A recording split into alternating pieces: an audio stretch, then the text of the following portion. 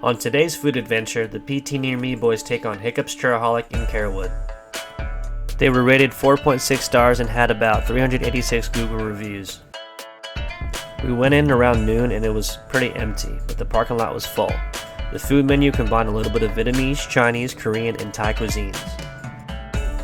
There was also a huge selection of drinks and churros.